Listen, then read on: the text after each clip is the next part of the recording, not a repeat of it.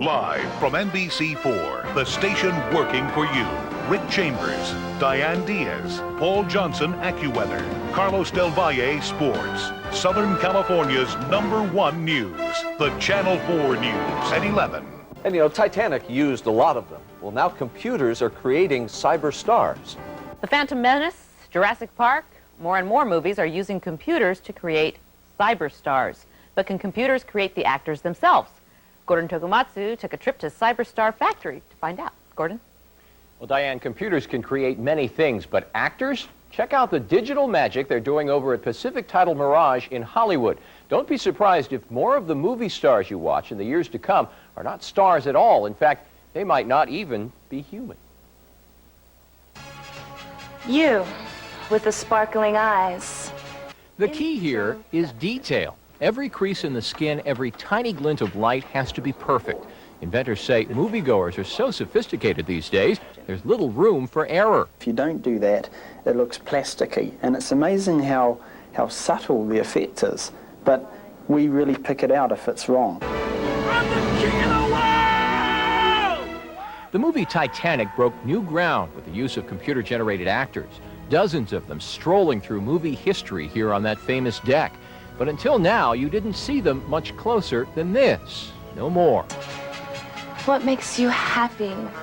Now they're realistic enough for close-ups and sequences and many angles. The flesh and blood actor doesn't have to appear on screen even once. Is this a replacement for human beings? No, not by any means. Which way to paradise? To the contrary, inventors say this technology opens up new horizons for actors. This woman in her 20s, for instance, aging 50 years and not a drop of makeup. She then becomes a jester without wearing a costume. So you see here the real version, and on the screen we have a completely digital hat and head. And she never needed to wear this? No. And take a look at what appears to be actor Jim Carrey's face. It's not. These photos from Digital Magic magazine are from a test sequence from his next film. All digital, every last pixel. Inventors assure us actors like Carrey will always be needed. If you have a dull actor driving this technology, it'll look dull. If you have a good actor, it'll look fantastic. Can you replace me with a virtual reporter? Yes, we could. Mind. Shouldn't have asked that final question. So what should actors think of all this? We call the Screen Actors Guild. They told us they are still investigating the implications of the technology, but they're excited about the possibilities for more acting opportunities. Rick, Diane? Very interesting. Well, you know that movie stars never die. Hi, I'm Jefferson Davis, and tonight we take you to Hollywood to show you the latest technology in restoring old films and keeping movie stars alive forever. その技術を開発したのはタイトル制作会社パシフィックタイトル。97年にはミラージュ社と合併しデジタル技術にも力を入れています。話題になったセブンのオープニングタイトルもこの会社が制作。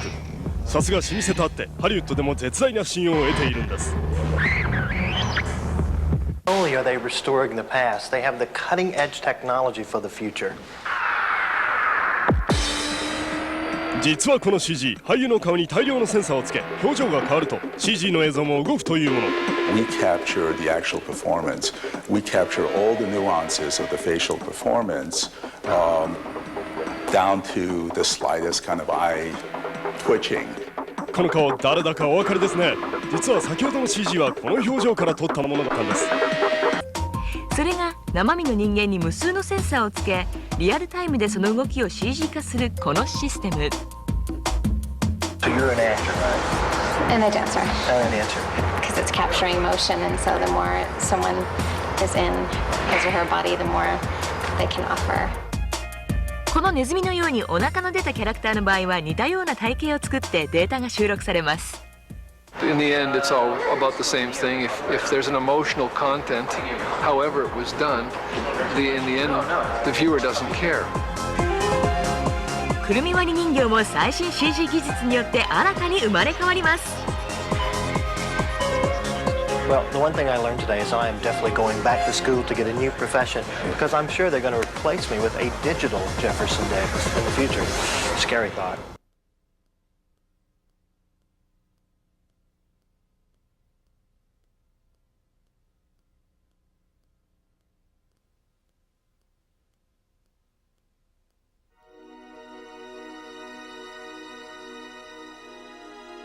You, with the sparkling eyes. What makes you happy? Don't answer. Introduction. My body. Mind. Spirit. Must make connection. Which way to paradise? Let's go.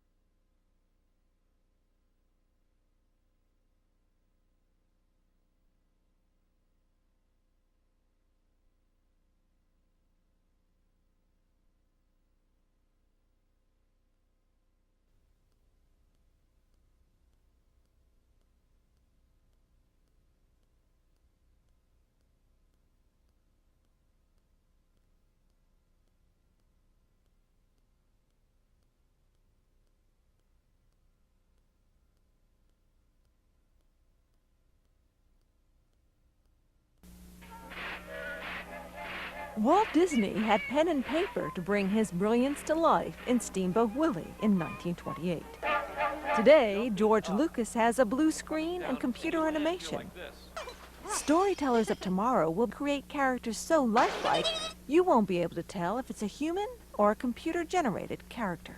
Which way to Spurred by an actress's real emotions, this court jester was created by Pacific Title Mirage in a computer.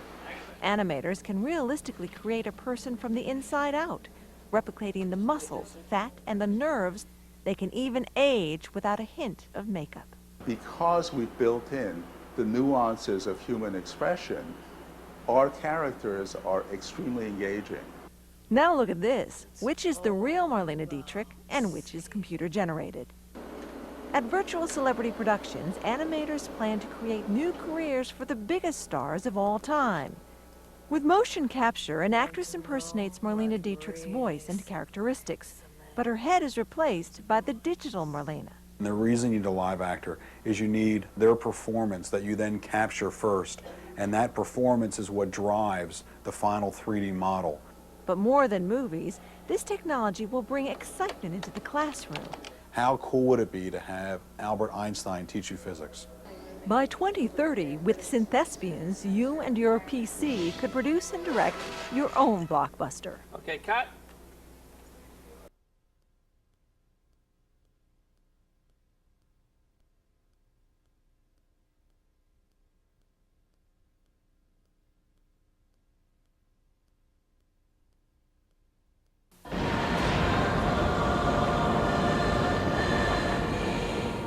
Millions of hearts pounded with each powerful liftoff. The world held its breath through every splashdown. But only 12 men witnessed the beauty, the magic, and the mystery of the moon. Now, with the most extensive visual effects images of the moon ever presented, Tom Hanks, Imagine Entertainment, and HBO take you from the Earth to the moon through the eyes of an astronaut. Tom Hanks is a big fan of the movie 2001: A Space Odyssey, and I am too, so we kind of hit it off pretty quickly on that score. And so we took that as a kind of a look, trying to capture the majesty and the visual poetry of spaceflight. His whole mantra was, we need to show people what they've never seen. We can't do all this work and then take the viewers to the moon in a kind of like haphazard or cheap or normal way. We can't just throw on stock footage because the difference would be too great and everybody would know, and the quality isn't all that great anyway. And so we were trying to accomplish a very cinematic and a very visually appealing look to spacecraft, as well as capturing the reality of space flight. Several leading visual effects companies created the historically accurate and stunning visual effects. The approach we took was to generate three-dimensional models based fairly accurately on a whole series of pictures that were made available to us from NASA. Most of the photographs taken of the moon just weren't shot close enough. So one of the things we had to do was enhance those photographs so that the craters on the moon, so that the rocks on the moon, the ridges in the mountains actually started to hold up at the closer camera positions. This is one of our textures that we use. The red parts of the texture are the craters that actually rise up off the surface, and the blue parts are the craters that sink down into the surface. And by dropping this onto the texture of the moon that we got from NASA, the viewer could get closer to actually seeing the surface of the moon. The process of generating a 3D model, as you can see here, allows us to go from a still photograph to suddenly be able to create virtual animation around that particular feature that we've modeled and portray this as if there was a camera on the moon shooting this landing. From the Earth to the Moon, Sunday at 8 on HBO.